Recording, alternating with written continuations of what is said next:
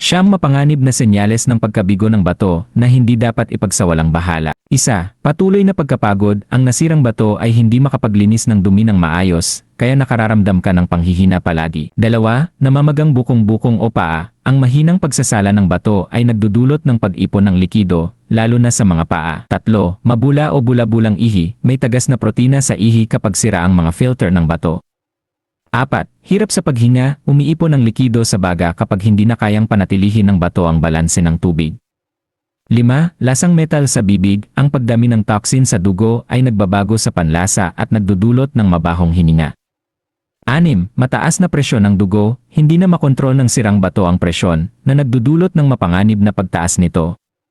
7. Hirap makatulog. Ang mga toxin sa dugo ay maaaring makagambala sa pagtulog sa gabi.